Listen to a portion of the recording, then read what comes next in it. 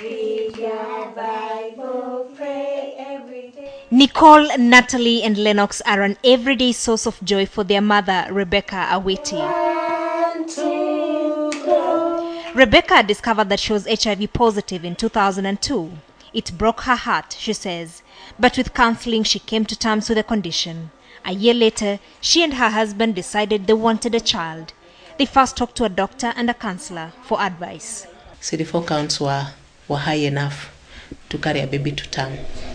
They were at 621. They also got advice on nutrition and timing of the pregnancy. My doctor helped me even on the issue of monitoring my menstrual period, because there are only 4 days in a month that somebody can conceive. So I had to know about the 4 days so that I don't continue having unprotected sex for long. I also used fertility tablets. She tried once and conceived. She started attending antenatal clinic at the nearby Kayole 2 Health Center.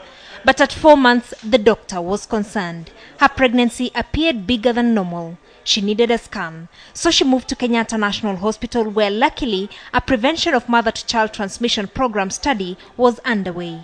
So I was put on ARVs for prevention of mother-to-child transmission in May 2005. And then I gave birth to my baby, my quadruplets, in September 2005.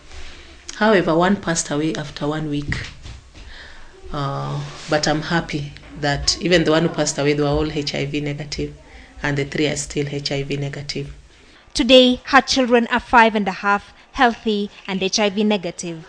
Their faces are beaming with joy and even caught the attention of the UN Secretary General Ban Ki-moon. I hope by sharing my story today, many women are able to access the services that they need and to improve their health and the health of their children. Our success story must be replicated everywhere to ensure that babies are not born with HIV and mothers do not die from HIV. This is part of the successes achieved over the last 30 years of fighting HIV.